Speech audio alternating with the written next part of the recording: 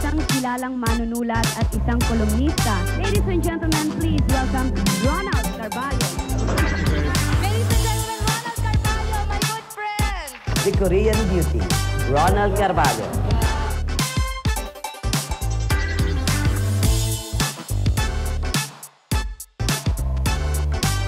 Direct Kwentuhan with Ronald Carballo.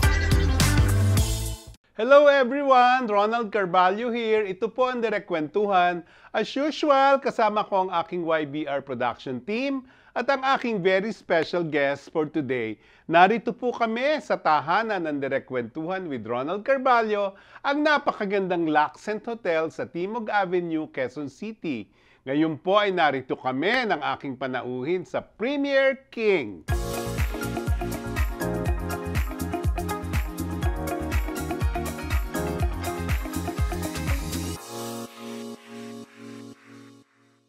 Isang aking special guest ay ang founder and festival director of Asian International Film Festival Arizona, a very good character actor. Siya si Lorenzo na sinusubaybayan nyo sa Batang Quiapo bilang masunuring kanang kamay ni Olivia Montenegro, played by Miss Chanda Romero. Higit sa lahat, kahit galit si Tanggol kina Lorenzo, isa siya sa pinagkakatiwalaang matalik na kaibigan ni Coco Martin sa totoong buhay.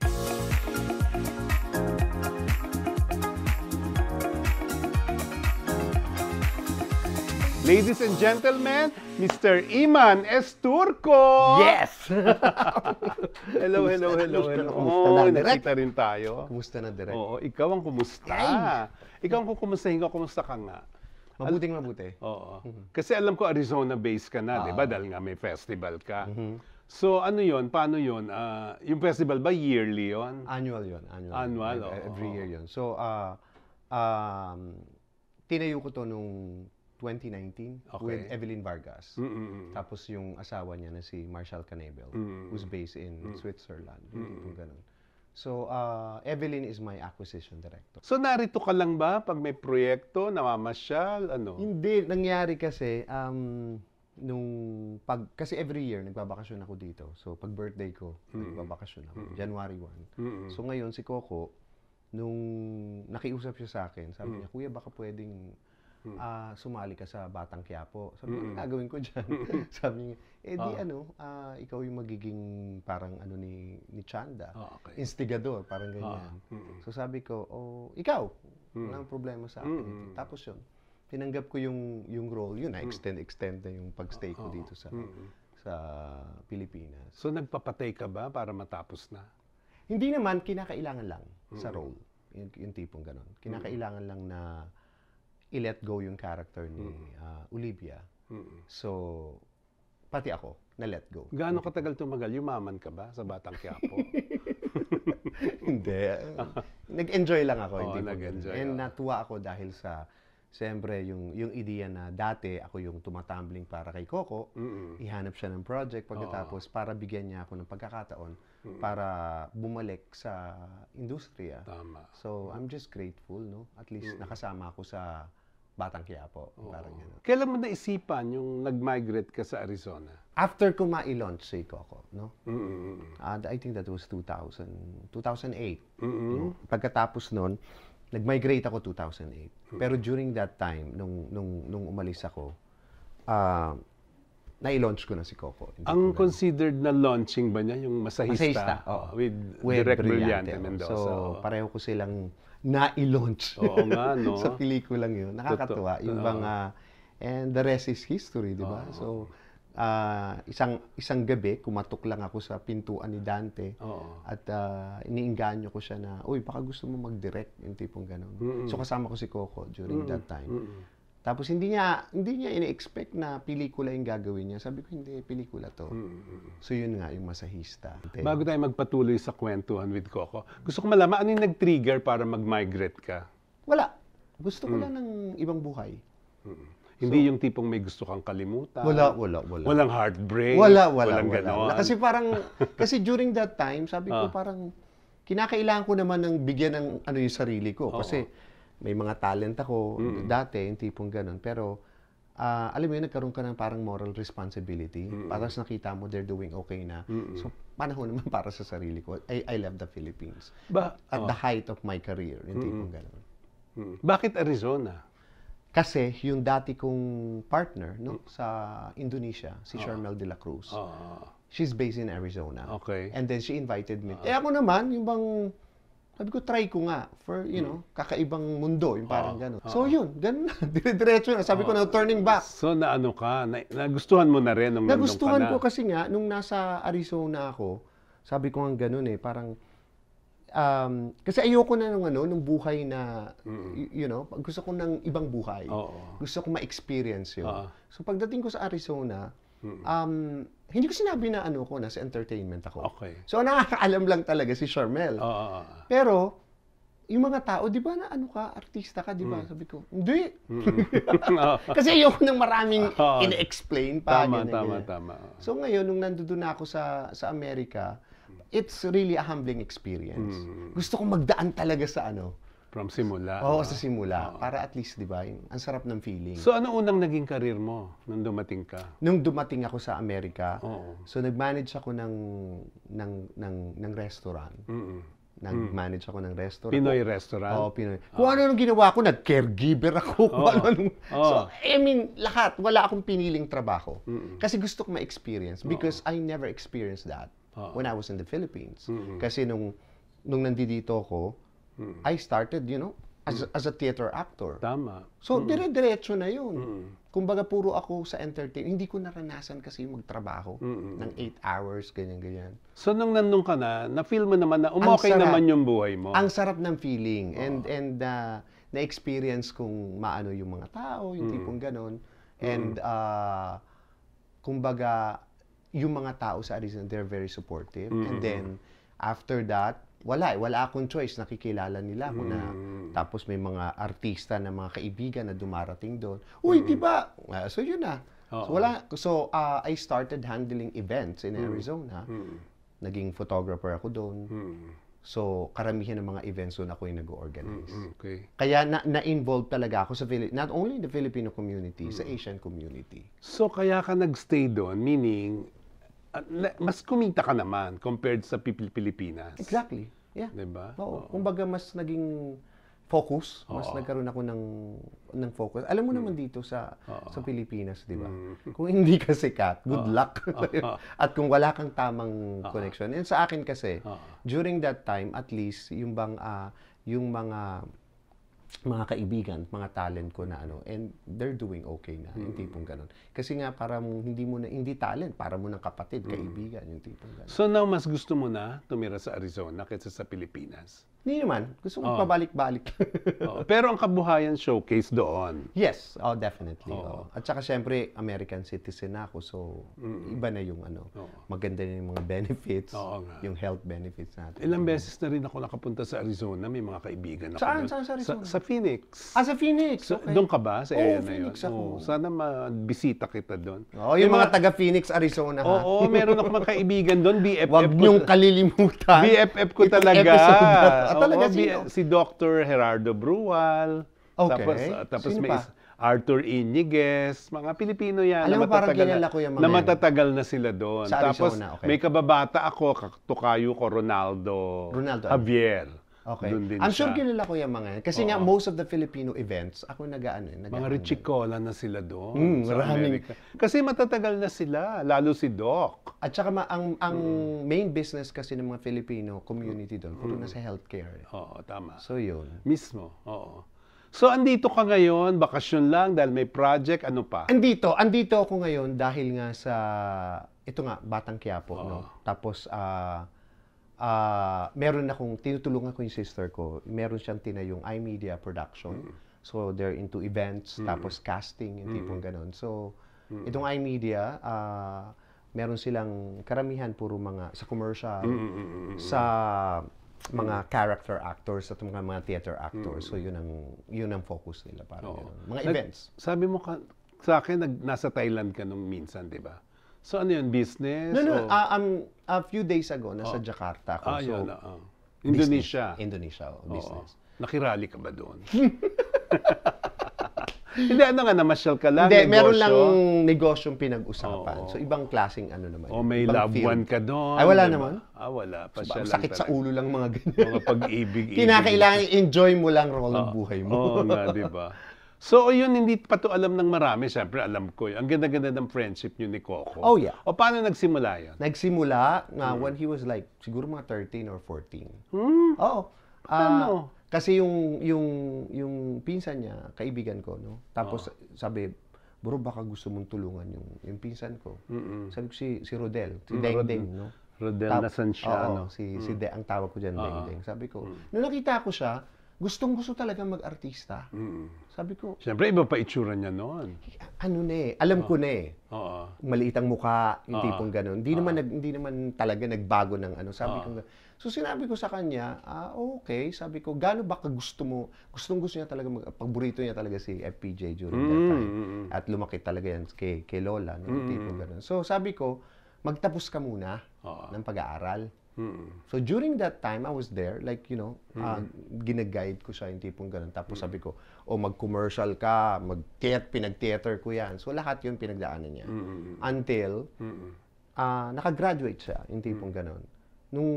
Nung time na, pero bago siya graduate, syempre pinupush ko, ang hirap. No? Ang hirap kasi alam mo naman sa industriya. Oo naman. Para ko siya naging PA, yung tipong ganun. So lahat ng pinakilala ko sa mga kaibigan ko, yan.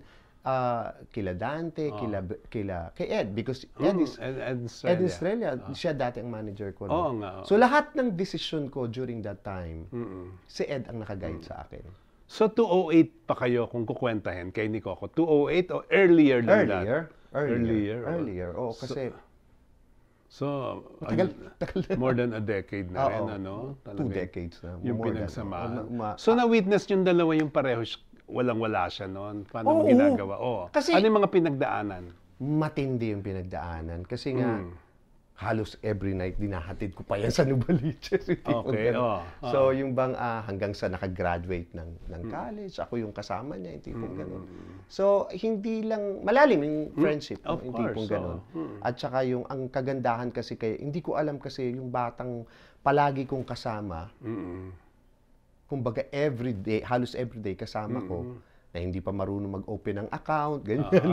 So, hindi marunong mag-drive. Tinuruan ko pa mag-drive. Hindi ko alam na. Grabe, no? Lahat pala yan. Sabi niya nga, alam mo kuya, lahat ng ginagawa mo dati. Hindi ko alam, kumbaga, inoobserbahan niya pala lahat yun. And good thing, itong mga kaibigan ko, kayo, itong mga taong, sila Hoben Velasco. So, na-expose siya sa mga tamang tao. Okay, oo. At marami siyang natutunan doon. So, yan yung mga parang medyo malungkot nung simula, di ba? Kailan kayo naging Actually, naramdaman mong masaya na? Actually, hindi naman malungkot. Hindi yung lungkot bang ibig sabihin, hindi pa masyadong bongga. So, may mga challenges, di ba? To be honest with you, hindi malungkot. Okay. Lahat naging masaya. Sige, kumbaga kwento. lahat yan, yung bang lahat ng journey, kumbaga para bang in-enjoy namin lahat ng mga pangyayari. Kahit na anong tawag nito, yung minsan inilalaban ko yan. Hindi ako marunong mag-English. Yung mga ganun. Sabi, hindi, okay na yan, pilitin mo lang. So yung mga ganun ba, yung para bang, tapos minsan, 4 hours, nasa sasakyan ko lang yan. So, ang nakakatawa, Dahil? ayaw niyang bumaba. Taping niya, kasi nahihiya. So, ang nangyari, ako yung So, hindi pa siya bida, syempre, no? Hindi. Mga ano-ano lang. Yung mga Support. support O talent pa lang halos. Hindi ko naman siya ginawang talent. Okay. Support siya. Support, parang ganun. Kasi nga, ginawa ko na siyang Coco Martin. Okay, Di ba? Pinaghalo ko na si Ayun, yung Coco Martin. Saan galing yon? kay Coco Lee at kay Ricky Martin. Talagang pinagsama mo. Pinagsama ko. Pero, to guidance pa rin ni Ed. Sabi ko nga sa'yo, lahat ng ginagawa ko, lagi kong, I always ask for Ed. Approval. Hindi naman kayo umabot doon sa mga typical na mga nagsisimula na parang miserable, walang makain. Hindi naman gano'n. Hindi naman. Kasi nga hindi kami, ganun ka-teleserye. Hindi, walang ganun. Ang importante kasi during that time, malaman ni Coco yung reality of life dito sa industriyang ito. At saka yung respeto dito sa mga tao sa industriyang ito. At siguro naman na ipakita ko sa kanya yung mga tamang direksyon. Direction. Parang gano'n. So, kailan mo naman na-realize na, hindi na struggling si Coco, hindi na siya starlet, Coco Martin na siya. Pagbalik ko, Kailan yan? I think that was 2013 or 14, parang gano'n. Pagbalik ko rito, kuya, dito kayo magstay, ganyan. May bahay na siya. Oo, yung mansion na. ginagawa pa lang. Okay, oo. Ginagawa pa lang yan. So, nung binisita ko, yung bahay, sabi ko, totoo ba to? No? Sabi ko, hindi ako makapaniwala. Pero, wala ganun talaga Ang nakakatuwa, kasi sabi ko nga sa kanya, bilog ang mundo. You'll never know what's gonna happen. Ang importante yung bang wala kang tinapakang mga tao. Pero ano nga yung nagpa-big sa kanya? Yung naging malaking actor na siya. Sa ABS na yan? Sa ABS na. Oo. Sa ABS na yun. Oo. Kasi earlier than that. Yun yung struggle. Oo, Yung tipong indie, ganun. di ba? Talagang porsigido yan. Pag sinabi niya, gagawin niya. Oo, Yung tipong saka ganun. talagang ano siya, yung... Di ba yung mga ginawa niya, binabalik nga ng mga netizen ngayon. Nakakatawa Talagang game movies, BL to BL talaga. Yes, oo. Kasi nga, nung time kasi na yun, talaga, yun yung struggle Okay, na encounter ni Coco. Pero during that time, matalino si Coco Alam niya kung paano dumiskarte. Katulad nung mga tinanggap niya mga pelikulang yun. Pero alam niya kung paano didiskartehan yun. Kung paano niya aayusin yung sarili niya. Because, hindi lang ano yan kinakailangan yung craft mo as an actor, importante yun, di ba? At alam niya rin kung sino yung mga lalapitan niya. Like, nag-AD yan, nag-PA, kung ano-anong ginawa niyan. Kumbaga, kaya alam niya lahat ang nangyayari sa industriya. So, the first time kayong nagkita na Coco Martin na siya, how was it? Ang sarap ng feeling. Natutulalanan na lang ako, parang gano'n. Nakakatuwa.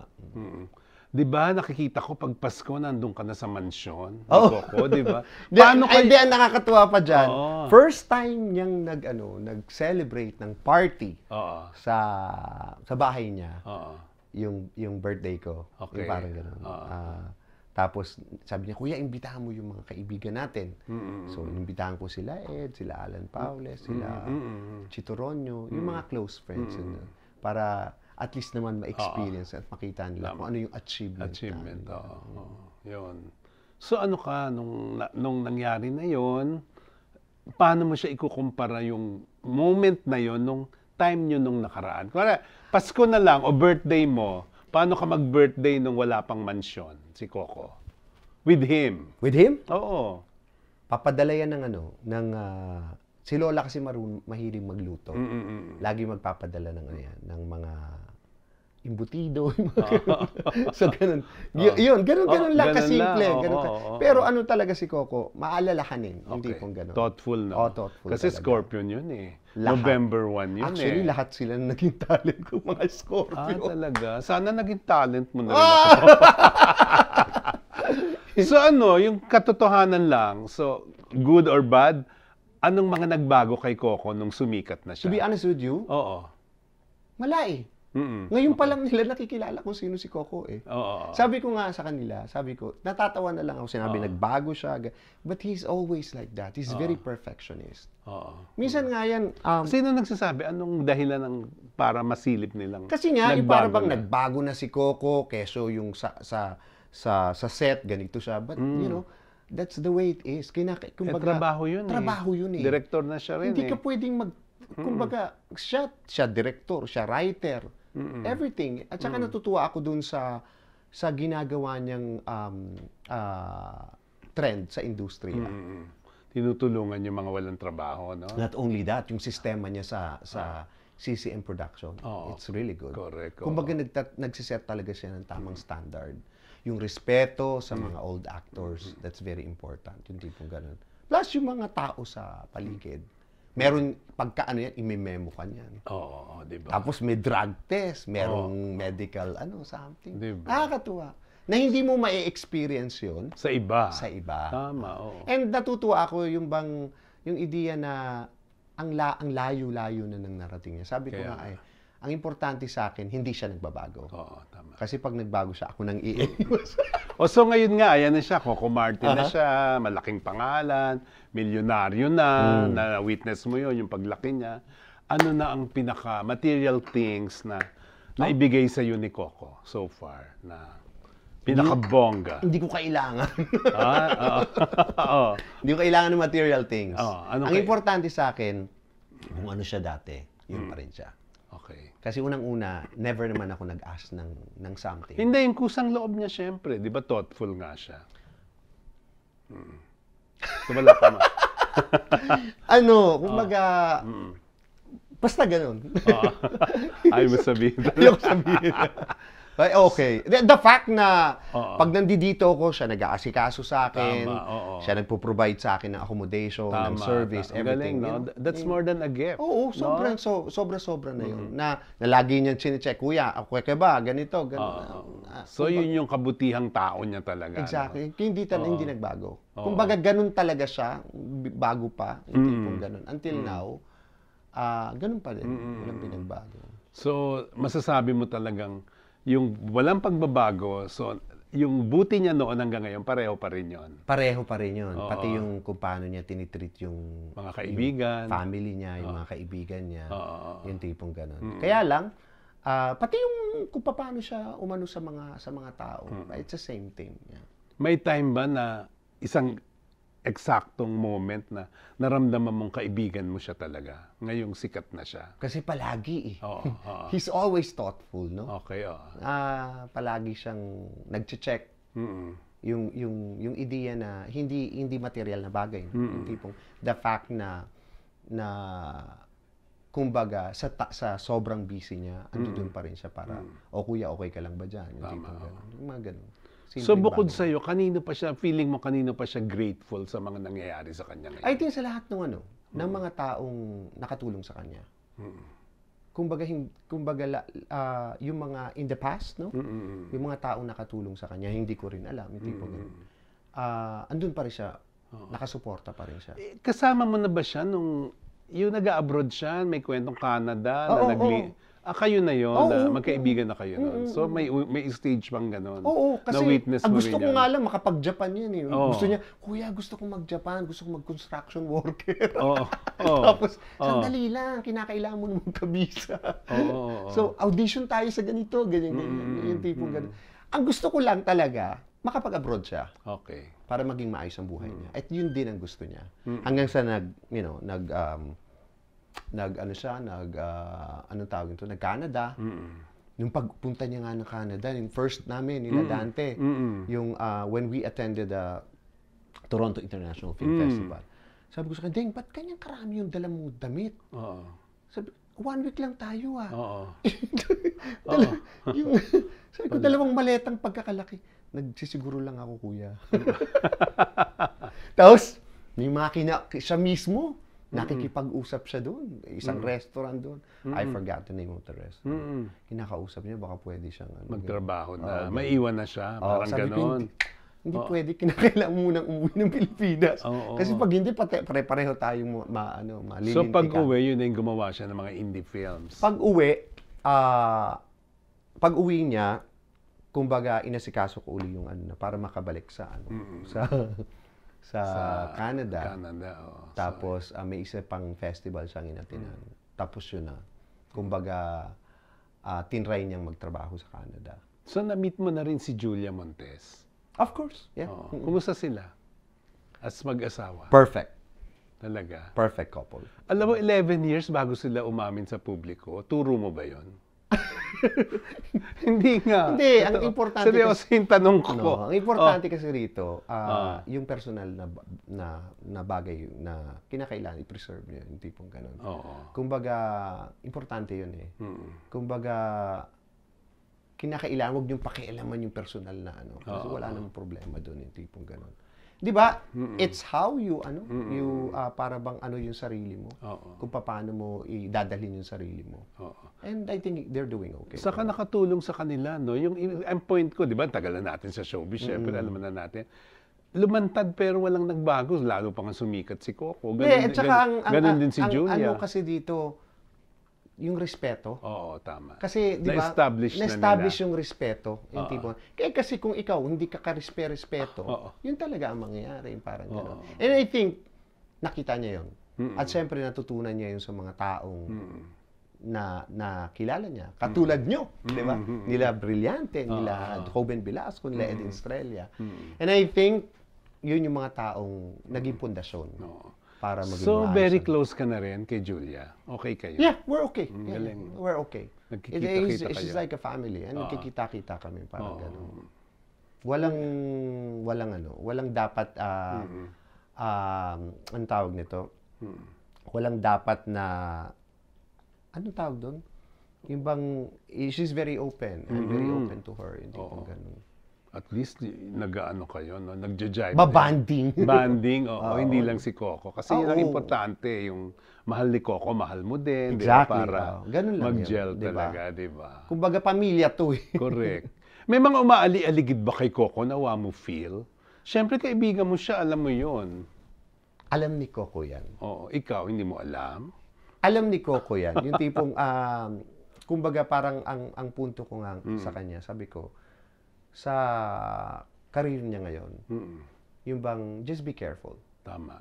Kumbaga, may kanya-kanyang interes sa mga tao. Oh, correct. Alam mo kung ano dapat mong gawin. Mukhang nag-iingat na siya talaga. Eh, no? Ang ganda ng payo mo And he's sa kanya. always like that. Nung bata pa yan, ganyan na yan. Yung bang, alam niya kung paano proteksyonan yung sarili niya. Ba't siya umalis kay B-Boy Arboleda? Hindi ko alam. Hindi ko alam yung mga, yung ganun. Basta ang alam ko, they're okay. Hindi po ganun. Pero hindi ko alam na wala na sila. Hindi po. Okay. Kasi baka chismis nga lang. No? Hindi ko alam eh. But they're okay. Walang problema. Walang problema. Kasi gano'n naman eh. Mga talent manager at one point naghihiwalay. Dahil sa pera. Si Coco naman, never. Ako, like in my case. Nung nagkaroon kami ng walang problema sa amin. Importante is, nagkakaintindihan kayo. Respeto yun ang importante. Papunta na tayo sa Batang Quiapo.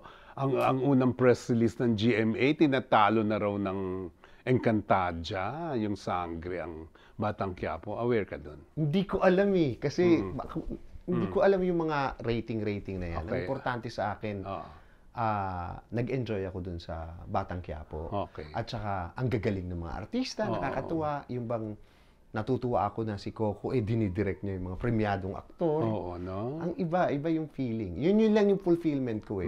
Tapos how he ran the production. Yun ang focus ko. Pero ako personally, siyempre sa tagal na natin, hindi ako naniniwala na yun ang rating. Mas naniniwala akong mas mataas ang Batang Quiapo. I think so. Oo nga, di ba? Paano nangyari yun na? Oo. Di ba? Parang hirap paniwalaan nun. Mahirap paniwalaan. No? So Hirap paniwalaan nun na bagsak ang rating. Hindi totoo yan. Oo. Kaya hindi rin totoo yung kinakalat nila na ma-ax na ang Batang Quiapo. No. Iniiba-iba lang yung plot, di ba? Oo, Parang iba-iba lang ang plot. Yung Oo, tipong, oo. ang kagandahan kasi sa Batang Quiapo, yung reality of life, di ba? Tama, oo. Yung eto yung mga nangyayari, di ba? Parang ganun. Saka ang gaganda ng action scenes. Exactly. At pinaghihirapan. Pelikula, talbog ang pelikula. Sige nga, sabihin mo nga sa akin kung sino pwedeng tumapat sa Batang Quiapo. Wala. Wala. Ibig sabihin, let's face it, we have to be realistic. Tama. You know?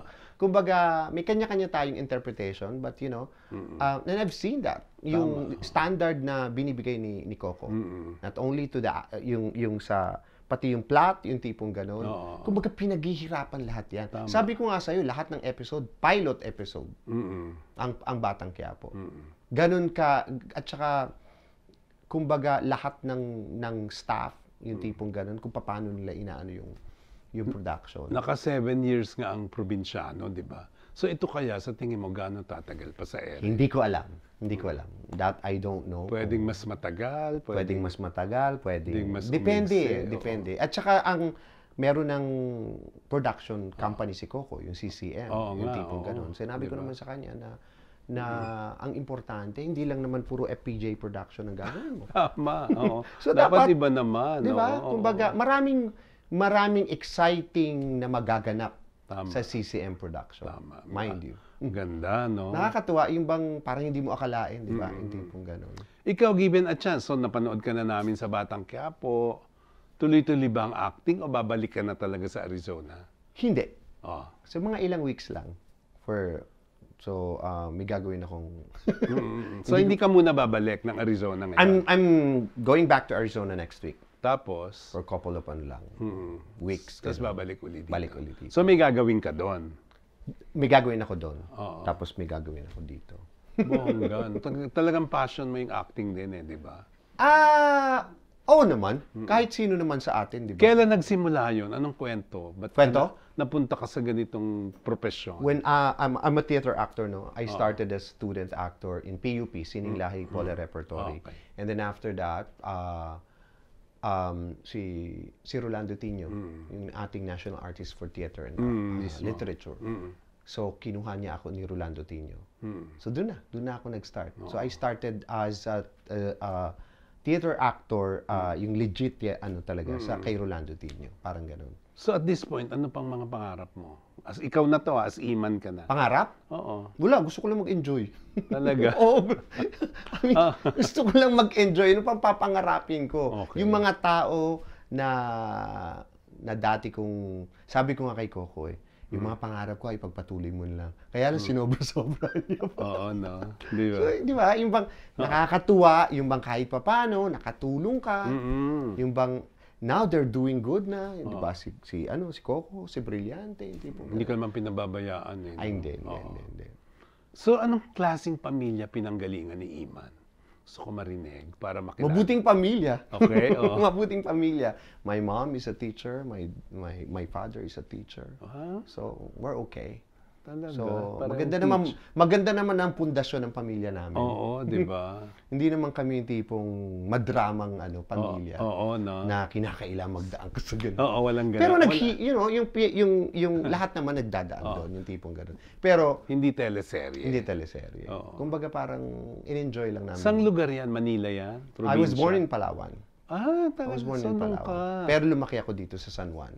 Okay. So diyan ako lumaki. Oo. So, Manila ka na rin ba? Manila. So yun. Oo. So, seriously, are you in a relationship now? No? Wala. Relationship, wala yan. Mag-enjoy ka lang. Talaga, hindi mo. Hindi, totoo. Oo. Kailan pa wala? Para kang kumuha ng bato na ipinupukpok mo Kailan pa ulo. wala? Dati naman meron. Siyempre, nag-enjoy ka lang. Kinakailangan. Walang mga ganun-ganun. I-enjoy mo lang ang buhay. Wait, alam mo, bago tayo nagkita ngayon, naalala ko, ang huli pa natin kita bukod sa birthday ni Dante recently, Direk Brillante Mendoza. Nung nag-birthday ako na star-studded sa TGI Friday sa Malate. Di ba? May kasama. May upuan ka pa dun, di ba? Na may pangalan ko. Pangalan mo, Ronald Carvalho. Kasi di ba? nga, lagi ako doon. So, binigyan na Binigyan nila ako. ka ng pangalan. Nandun na yung pangalan, di ba? Di ba? May sarili kang pangalan, di ba? Ronald Carvalho. Oo, walang makakagawa nun. Wala.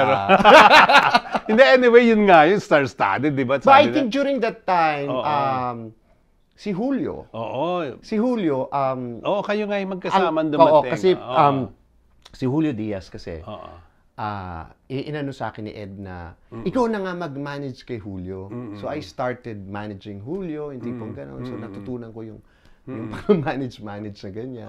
Because of Ed na inano niya sa akin. Kasi artista rin ako ni Ed. Ako yung theater actor, ako yung ganito, ganyan. So, nag-enjoy naman ako. Yung tipo Kasi naalala ko noon, nag-after party pa tayo. Tayo lang ni na Julio, di ba? Exactly. Oh. With mga jowa ko rin nung araw. So kayo ni Julio, kamusta? Nagkikita pa ba kayo? Yes. The last time I saw Julio sa, nakakatawa nga nung sa Batang Quiapo. Si Julio. Hindi na kayo nag-abot, no? Wala Nag-abot kami sa last taping day niya. Ah, ganun ba? Si Coco kasi, like ko sinasabi sa kanya, I look up to Julio. Malaki ang utang na loob ko kay Julio. And ang pwede ko lang is yung bang, huwag mong pabayaan si Kuya July mo. Hindi naman niya pinabayaan. Di ba nakulong pa si Julio? Nakatutok si Coco. Nakulong in real life? Yes. So si Coco nag-ayos nun? Hindi. Kumbaga, nakaalalay siya. And pag may si Coco, lagi siyang, kuya, may project si Kuya July sa akin. Ganun. So, nakatutok si Coco sa kanya. Ito yung mga tao kasing alam ni Coco na I look up to. Hindi ko ganun. So, last taping day ni Julio sa Batang Quiapo, yun yung pagbisita ko. Yung siya namatay. Tapos sabi niya, namatay sa sa teleserye. Sa Batang Quiapo. Kasi nga, tatakbo na si si Sen Lito Lapid ng ano. Tapos sabi niya, Kuya, wala na si Kuya July. Ikaw na papasok. Oo, yun. So, yun. Oo. So, in good terms kayo ni Julio? Yeah, we're okay. We're Oo. okay. I think nasa ano siya, nasa Amerika ngayon. Inaano yung nanay talaga? niya. Oh. So, pag ganun-ganun din siya sa Amerika, sa LA. So, ba't wala kang karelasyon ngayon? Hindi ako maniwala. Wala talaga. Oo. Wala eh. Mas gusto ko yung, it's my choice. Na single? It's my choice. Yung tipong ganun. Pero dati, nung showbiz o hindi showbiz? Hindi eh. Wala naman talaga. Hindi. Di ba? Ini-enjoy ko lang ang buhay. Okay, Hindi po sige, ganun. maniniwala ako. Di ba? It's between us, ha? Anong mga natutunan mo sa relationship na pwede mong i-share sa mga umiibig-ibig pa? Ganun. Respeto. Okay. Respeto, importante yon. In any form of relationship, dapat give and take. Dapat yung respeto hindi mawala. Kung ano man yun. Di ba? Kasi pag wala yung respeto, wala. It's not gonna work. Get out of the situation. Biro mo sa talent manager nga, si Coco, ganun. Napaka-ordinaryo, nakitaan mo na pwede to, di ba? Ngayon, Coco Martin na. Sino ngayon sa nakikita mong mga aktor sa Pilipinas ang malayo pa ang mararating? To be honest with you, Oo. hindi ko makita. Wala talaga. Hindi ko pa makita yung nakita ko kay Coco na pursige. At saka consistent eh. Hindi pong ganun. Kumbaga, si Coco kasi, siyang, sabi ko nga, natutunan niya yung paggawa ng pelikula, no? Pero alam niya, pag kasi kuya, hindi kikita, no? Hindi. So, dapat yung quality and commercialism, ipag-combine. Pinagko-combine, oo. Hindi pwedeng quality. Baka ang makaintindi lang yan, tayo-tayo. Oo nga, no? Kailangan talagang Exactly. magkahala. Dapat kunin mo yung Commercial pulso. and well-crafted. Exactly. Kunin mo yung Diba? pulso ng masa. Pag nakuha mo yun, you're fine. And at the same, look at what's happening now to Batang Quiapo. Di ba? Inaayos siya yung gumagastos siya sa production. Yung tipong ganun. Di ba? Ang mga actors, inaayos niya. Pero sa tingin mo kaya, si Coco talaga parang happy na siya na TV lang, Batang Quiapo. No, like right now, nag-ano na siya, nagda-diversify na siya, meron siyang mga business, meron siyang bida, kung ano-ano mga pinapasok. Hindi, alam ko yun. Hindi yung pagiging aktor niya. Wala bang balak na magpipelikula? Or iba, meron. Iba naman, teleseryeng ibang tipo naman. Kaya siya nagtayo ng CCM Production. Kasi yun na yun. Kumbaga, papasok na yun doon. Kumbaga, it's a production company, hindi po ganun. So, may mga projects nang nakaantabay, nakalaan. Parang ganun. After Coco, di ba? Hihingan kita ng mga reaksyon. Lagi kong hinihingi ito sa mga guests ko, di ba? Reaction. Oo, sa mga bibigay kong name. Okay. Rustom Padilla o Bibi Gandang Hari? Rustom Padilla. Bakit? He's a friend. So, hindi ko kilala si Bibi Gandang Hari. Ang kilala talaga? ko si Rustom. So, wala kayong chance ni Bibi Gandang Hari? Wala pa. Bibi Gandang Hari o Vice Ganda? Pareho kasi hindi kilala. But you know, Vice, kasi kaibigan din ni Coco, hindi pong gano'n. So, wala ako talagang hindi ko, siguro pag na-meet ko si Vice, personally, yung tipong gano'n, hindi ko pa siya kilala siya talaga, yung tipong gano'n. Pero may kwento si Coco tungkol sa kanya. Sino? Si Coco tungkol kay Vice. He's a friend? Okay. He's a friend, yung tipong gano'n. Pero may kwento, dapat alam mo to, na nakilala raw ni Vice noon pa si Coco sa Max's, na nagwe-waiter. Oo. Kumbaga, si Coco marami siyang pinagdaanan. Tapos si Vice, sing-along master pa lang that time. I think sa, ano ba yun? Hindi ko alam eh. So, kasi si Coco naman, kumbaga, ang sa akin, bahala ka dyan. Kumbaga, expose yourself, yung tipong gano'n. Kung sino man yung mga na-meet niya along the way, doesn't matter, yung tipong gano'n. Importante is yung foundation mo. Okay. Diba? Yun eh. So, marami siyang na-meet along the way, yung tipong gano'n. Eto, anong mas magandang match? Ba't ka tumatawa? Wala pa yung tanong. Tatawa ko sa'yo. Ano yun? Piolo Pascual, Rostom Padilla, match. Piolo Pascual o Rostom Padilla or Piolo Pascual, Bibi Gandang Hari. Ano? Piolo. Kung ima-match mo. Si Piolo ima-match mo kay Rostom Padilla o si Piolo ima-match mo kay Bibi Gandang Hari? Piolo Bibi. Parang ano, no? Parang maganda gumawa sila ng pelikula together. Okay. Si Piolo at saka si Bibi. Gandang hari. Something new? Buuin mo yung concept ngayon. Anong concept nakikita mo? Hindi. Yung bang- Tapos ako ang kinagulat ko pa, nung lantad na siya talagang Bibi, sa kanyang vlog mismo, sabi niya na nagka-affair sila ni Piolo Pascual. Talaga? Hindi. Oo, ano masasabi mo doon? Hindi to chismis nasa vlog niya to mismo Talaga? Oo. Siguro it's his choice. Okay. O it's her choice. Mm. Yung tipong ganun. Kumbaga, nire-respeto ko siya kung ano man yung mga sinasabi niya. And even kumbaga, Si Piolo. it's up to PJ kung paano i-handle yun. Oo, tama Yung ka. tipong ganun. Oo. Kumbaga, basta ako nire-respeto ko. Kung anong mga gawin mo, bahala ka sa buhay mo. Okay. 'Di ba? Wala tayong masamang tinapay.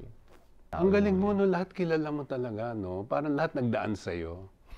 No? Bakit ka tumatawa? Kasi nga mababait na tao yung mga yan. Oo. Mababait na tao yung mga yan. And wala akong ano sa kanila. Wala akong masamang tinapay. Kasi dito sa industriyang ito, kung masama kang tao, good luck sa'yo kung saan ka pupulutin. Ayan, with that, nasagot mo lahat ng tanong. Nang maganda, kahit pa ikot-ikot. Charot-charot. Dahil dito sa show, basta ganyan, ang ending lagi ng show, may chance kang tanungin ako ng isang tanong, sasagutin ko diretsahan, no holds barred. Hindi ka ba natatakot sa mga ginagawa mo? Ano ba ginagawa ko?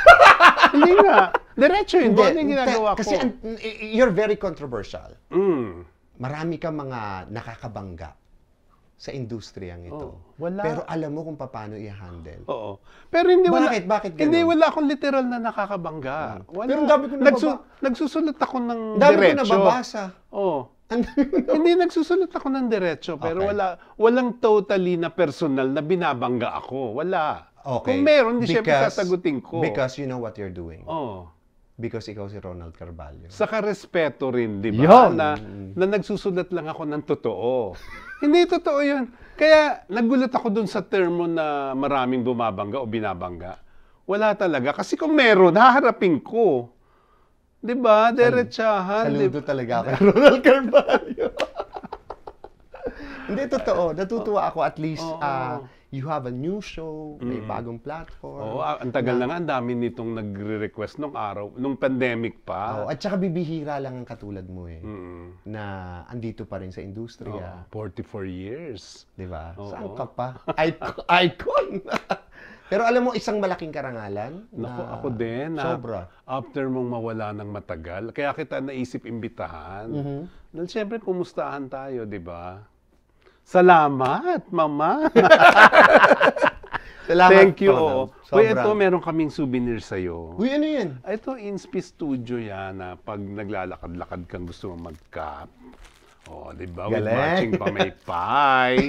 Di ba? Pamaypay yan. Para yan sa'yo. Pag-alis ko, mainit Tama. sa Arizona. O yung mga taga-Arizona. Disyerto, Ha? no? Disyerto. Hindi naman. Pero gustong-gusto ko kasi gusto ko yung orange ang lupa. When was the last time you were there?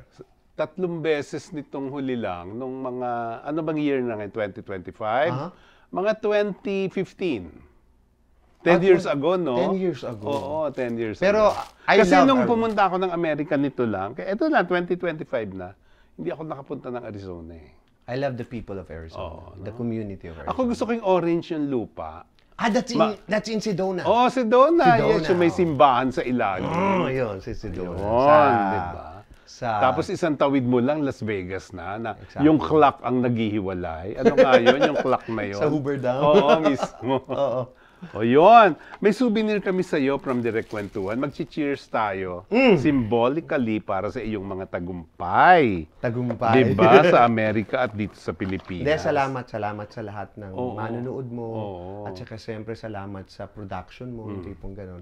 At Sila, naalala ang mo. YBR, okay tama YBR, naman. salamat ha. Oo, diba? Talagang At, very reliable. Hinahangad ko ang tagumpay ng show na to. Oo. At syempre sa YBR. Correct. Toast to that. Cheers sa'yo din. Congrats. Salamat. Sana magbalik ka na sa pag-arte dahil napakahusay mong aktor. Diba? We'll do that. Oo naman. So yun po, maraming salamat Mr. Iman Sturco, my friend, na na-revive ang ating friendship ngayon after a long time. Ayan, salamat kay Mr. Dante Castillo. ng Inspi Studio, sa ating mga pinamimigay sa ating guests at sa mga accessories, at t-shirts, everything. Available yan sa Santa Lucia, Grand Small, Shopee, at sa SM Fairview. Salamat din kay Leonardo Dadivas sa aking mga sinusuot din dito sa show. Of course, kay Elmer Pacificar, ang aking stylist, pinakamagaling na makeup artist, hairdresser ng Fanny Serrano Salon sa Tomas Morato, Quezon City. Ayun, maraming salamat talaga sa inyong lahat, sa inyong panonood. Ito po ang Direct Kwentuhan with Ronald Carvalho. Walang etchingan, katotohanan, katotohanan, walang etchingan. Bye! God bless you all!